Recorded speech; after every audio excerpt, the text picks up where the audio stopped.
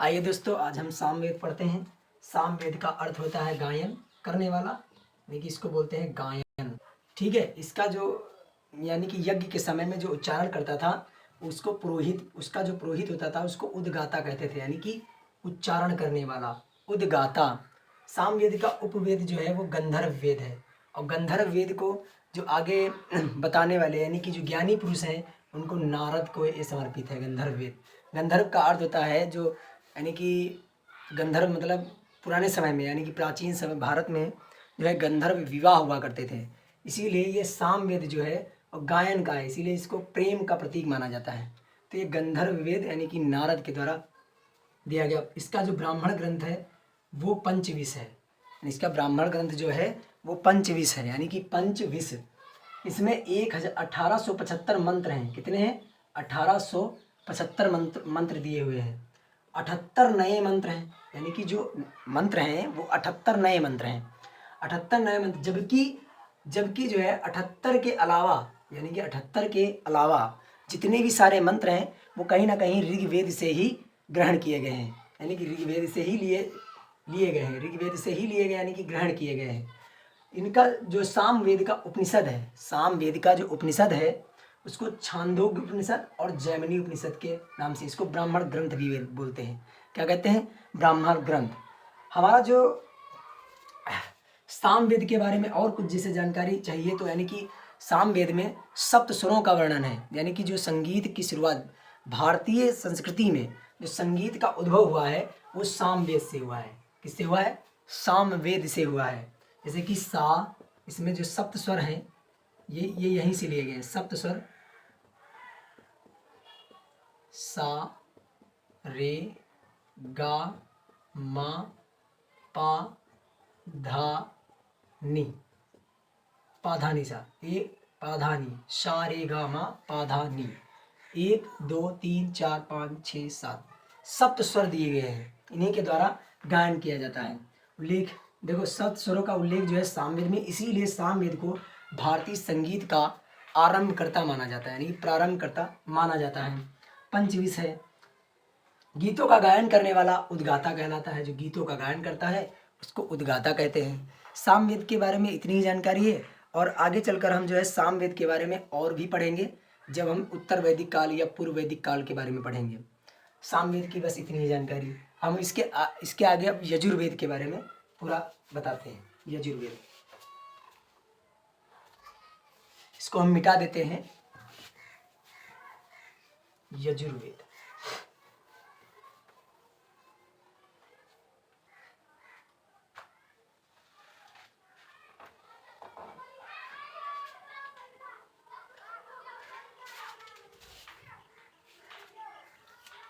यजुर्वेद। यजु का मतलब होता है यज्ञ। यजु का मतलब क्या होता है? यज्ञ। यजुर्वेद, यजुर्वेद, यजुर्वेद। ठीक है, यजुर्वेद। यजुर्वेद, इसको यजुस शब्द का जो अर्थ होता है, जिसका अर्थ होता है यज्ञ, यानी कि इसका जो अर्थ होता है यज्ञ होता है, इसको यज्ञ कहते हैं। वेद तो जानती हो, वेद यानी कि दुनिया का सबसे प्राचीनतम ग्रंथ है। वेद जो है दुनिया का सबसे प्राचीनतम ग्रंथ है। यजुर्वेद में कर्मकांडीय घटनाएं दी गई हैं। कर्मकांडी यानी कि कर्मकांडी वेद, यज्ञ के दौरान कर्मकांडों की विधियों का वर्णन किया गया है। कर्मकांडों की विधियों का वर्णन किया गया है। कर्म कांडों की विधियों का वर्णन, विधियों का वर्णन दिया गया है।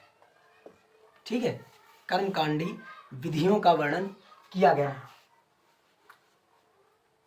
यजुर्वेद, यजुर्वेद एकमात्र ऐसा वेद है, यजुर्वेद एकमात्र ऐसा वेद है जो गद और पद दोनों में लिखा गया है। यानी कि यजुर्वेद एक ऐसा वेद है जो गद एवं पद दोनों में लिखा गया है।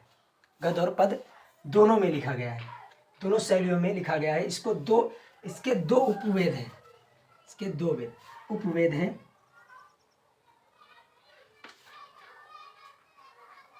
इसके दो उपवेद हैं। इसका जो ब्राह्मण ग्रंथ है, यानी कि इसमें 5 यजुर्वेद के 2 उपवेद हैं। एक है कृष्ण यजुर्वेद, कृष्ण यजुर्वेद और एक है शुक्ल यजुर्वेद, शुक्ल। ये दो हैं, ये गद में रचित है, ये पद में रचित है। शुक्ल यजुर्वेद पद में रचित है। इस वेद को वाजसेनी संहिता भी कहते हैं। इस वेद को वाजसेनी संहिता कहते हैं,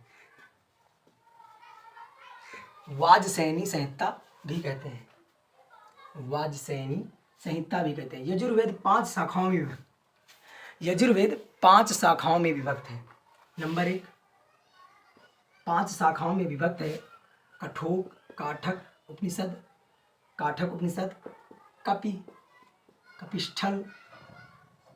कपिष्ठल यजुर्वेद और मैत्रेयाणी, ठीक है। नंबर 3 मैत्रेयाणी। नंबर 4 तैत्रेय और वाजसेनी।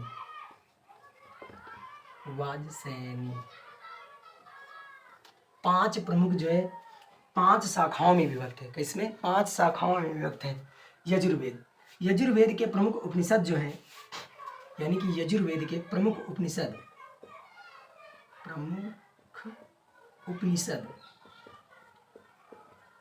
इसके प्रमुख उपनिषद जो दिए गए हैं वो देखो, कठोर उपनिषद, कठोपनिषद, ईशोपनिषद, श्वेताश्वरो उपनिषद, मैत्रेयाणी उपनिषद आदि हैं। यानी कि आदि जो है हैं प्रमुख उपनिषद जो दिए हुए हैं। कठोपनिषद, ईशोपनिषद, श्वेताश्वरोपनिषद, मैत्रेयाणी उपनिषद दिए गए। यजुर्वेद के कर्मकांडों को संपन्न कराने वाला पुरोहित, यानी कि यजुर्वेद के कर्मकांडों को संपन्न कराने वाला जो पुरोहित होता था उसको अध्वर्य कहते हैं। क्या कहते हैं? अध्वर्य कहते हैं। क्या कहते हैं? अध्वर्य कहते हैं। इसकी रचना, यानी इसकी जो है इसमें जो है 1990 मंत्र है। 1990 मंत्रों में संकलन हुआ है इसका। 1990 में 1990 मंत्र है। अध्वर्य कहा जाता था। या यजुर्वेद के ब्राह्मण ग्रंथ शतपथ ब्राह्मण ग्रंथ, शतपथ और मैत्रेयाणी, शतपर और मैत्रेयाणी ब्राह्मण ग्रंथ हैं। अच्छा, यजुर्वेद के बारे में एक और बात कह रहे हैं हम।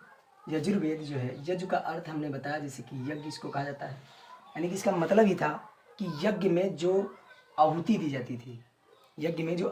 जाती थी उसका जो कर्मकांड होता था, जैसे कि यज्ञ का जो हवन कुंड होगा वो कितना होगा और कितने लोग बैठेंगे, जो कर्मकांडों की विधियों का जो वर्णन है वो यजुर्वेद में दिया गया है। इसका ब्राह्मण ग्रंथ, शतपथ ब्राह्मण ग्रंथ, इसको गद और पद दोनों में लिखा गया है। इसमें 1990 मंत्र हैं। इसका जो उच्चारण करता होता था अध्वर्य, ठीक है, अध्वर्य।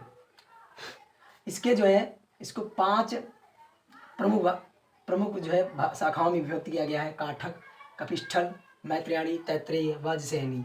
प्रमुख उपनिषद इसके कठोपनिषद, ईशोपनिषद, श्वेताश्वरो उपनिषद, मैत्रेयाणी आदि। आज के लिए इतना ही काफ़ी है। यजुर्वेद और सामवेद हो चुका है। अब हमारा एक वेद बचा है जो बाद का वेद जोड़ा गया। ये सब 3 पहले जो वेद थे इनको हम जो है अलग से पढ़ते हैं। मतलब अथर्ववेद हम बाद का जो है वेद है इसको जोड़ा गया है। 3 अलग पढ़ गया। अब अथर्ववेद पढ़ेंगे।